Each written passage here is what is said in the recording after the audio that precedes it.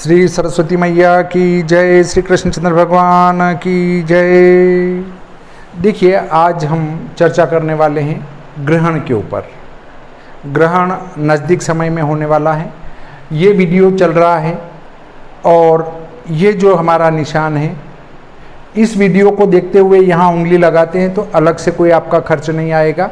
इसको कहते हैं पसंद करना, अंग्रेजी में कहते हैं लाइक करना कहते हैं। और यदि फिर भी आपको लगे कि ये गलत है तो ये वाला निशान है, इसको नापसंद कहते हैं। इस पे उंगली लगा देंगे, नापसंद हो जाएगा। इसको अंग्रेजी में कहते हैं डिसलाइक। यहाँ पर एक तीर का निशान होता है, उस पर उंगली लगाएंगे तो एक डबल आयत खुलेगा, उसके ऊपर उंगली लगाएंगे तो इस वीडियो की लिंक की कॉपी हो जाएगी। फिर आप जहां अपने मित्र, अपने परिवार, रिश्तेदार किसी को भी भेजना चाहें तो उसकी लिंक भेज सकते हैं। यहाँ लिखा होता है सब्सक्राइब अंग्रेजी में, उस पर उंगली लगाएंगे तो यहाँ एक घंटी का निशान खुलेगा। फिर इस पे उंगली लगाएंगे, 3 निशान खुलेंगे, उसमें से ऊपर वाले के ऊपर उंगली लगा देंगे। तो जैसे ही इधर से एक वीडियो अपलोड किया जाएगा, तत्काल आपको सूचना मिलेगी कि इनके द्वारा ये एक वीडियो अपलोड किया गया है। तो ये बात यहीं समाप्त करते हैं। अब चलते हैं हम ग्रहण के ऊपर। ग्रहण के संबंध में आप अपने पास श्री भादव माता पंचांग अवश्य रखें।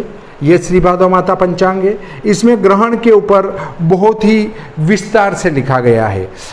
देखिए, ग्रहण अभी होने वाला है संमत 2078 शक 1943 ज्येष्ठ कृष्ण पक्ष अमावस्या गुरुवार दिनांक 10 जून 2021 को वलयाकार सूर्य ग्रहण होगा, जिसे कहते हैं कंकणाकार सूर्य ग्रहण। वलय मतलब चारों तरफ से चमकता हुआ, और कंकण मतलब कंगन की तरफ, दोनों एक ही बात है, ऐसा ग्रहण होगा। परंतु यह ग्रहण, इस ग्रहण का स्पर्श होगा भारतीय समय से दिन में 1:42 से, और मोक्ष होगा शाम को 6:41 पर। तो हमारे पूरे भारत में ये दिखाई नहीं देगा। हमारा जो एक ये भाग निकलता है ऊपर, ये जो हमारा भाग है, इस भाग में सूर्य ग्रहण दिखेगा। जम्मू कश्मीर का जो उधर भाग आता है, ये अक्साई चीन है और ये पीओके है। इसमें जो है वो हमारा सूर्य ग्रहण दिखेगा। ये पाक अधिकृत कश्मीर है हमारा, पर ये हमारा ही है, यहाँ दिखेगा। ये हमारा अक्साई चीन है, इसके अंदर दिखेगा।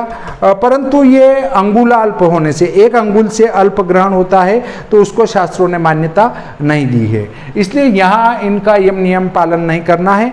इसके बाद भी पूरे भारतवर्ष में कहीं भी इस ग्रहण से संबंधित 10 जून 2021 को जो सूर्य ग्रहण होगा, उसका किसी प्रकार का कोई यम नियम आदि पालन करने की आवश्यकता नहीं है।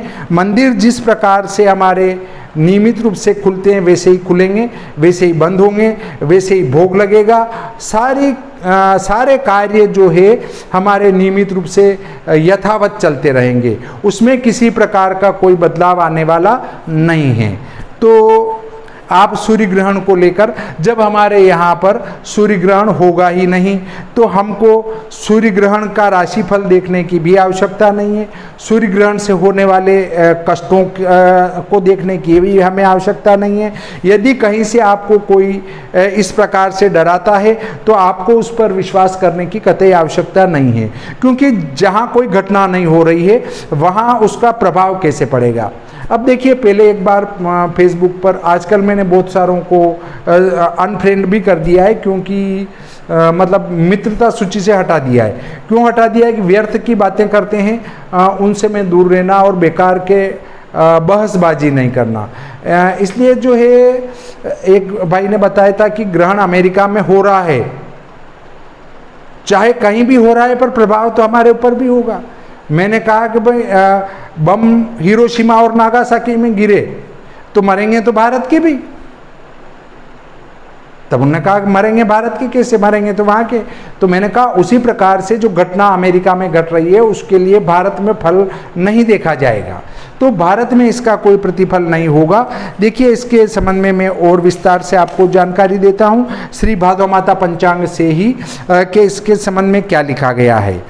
कंकणाकृति सूर्य ग्रहण संवत 2078 ज्येष्ठ कृष्ण पक्ष अमावस्या गुरुवार दिनांक 10 जून 21 को कंकणाकृति सूर्य ग्रहण होगा। इस ग्रहण का भारतीय समय से स्पर्श दिन में 1:42 बजे तथा मोक्ष शाम को 6:41 बजे होगा। यह ग्रहण भारत में सिर्फ अक्षय चिन्ह को छोड़कर अन्य क्षेत्रों में दृश्य नहीं होगा। इससे भारत में धार्मिक दृष्टि से इसके कहीं कोई यम नियम आदि मान्य नहीं होंगे। यह ग्रहण चीन, मंगोलिया, उज्बेकिस्तान, तजाकिस्तान, रूस, Belarus, Poland, Germany, Ukraine, France, Denmark, Finland, Norway, Sweden, Arctic द्वीप समूह, स्पेन, आइसलैंड, ग्रीनलैंड, कनाडा में दृश्य होंगे। तो ये फल वहाँ होगा।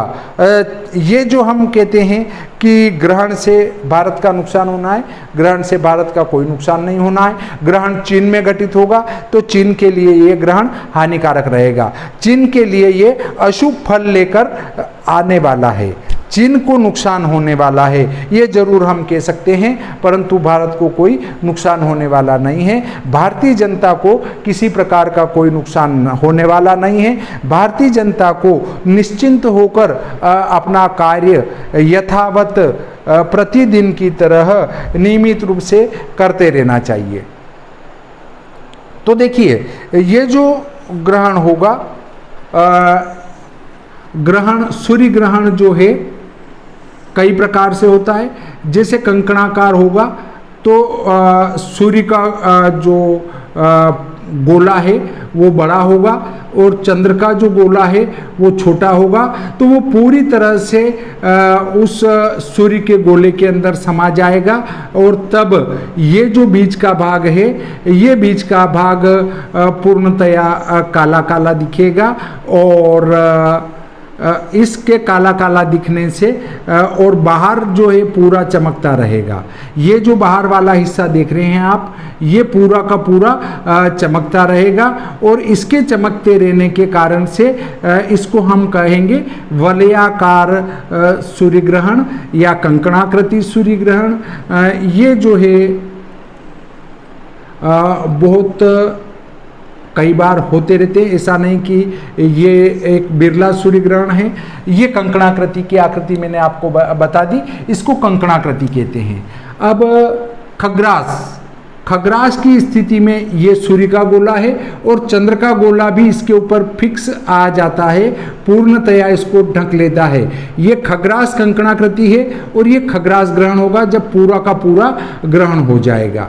ये पूरा अगर ग्रसित कर लिया जाता है तो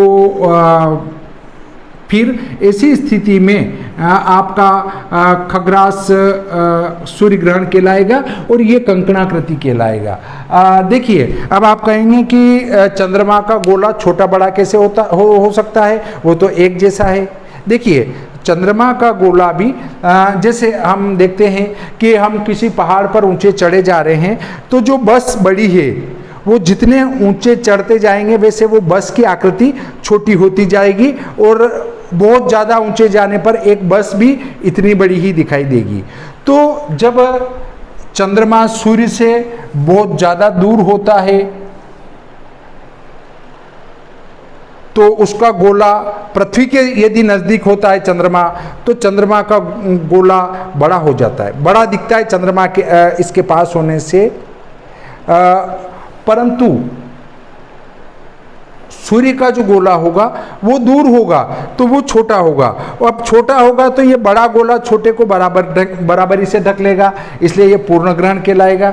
और यदि चंद्र का जो ग्लोब है, चंद्रमा का जो पिंड है वो पृथ्वी से बहुत दूर होगा और सूर्य के नज़दीक होगा, तो पृथ्वी से दूर होने के कारण चंद्रमा छोटा दिखेगा, चंद्रमा छोटा दिखेगा और सूर्य तो जो है ये बड़ा, तो वो पूरा का पूरा उसमें समा जाएगा और अंदर चला जाएगा, तो बाहर से चमकने लग जाएगा। इसको कहेंगे कंकणाकृति, इसको कहेंगे खग्रास सूर्य ग्रहण।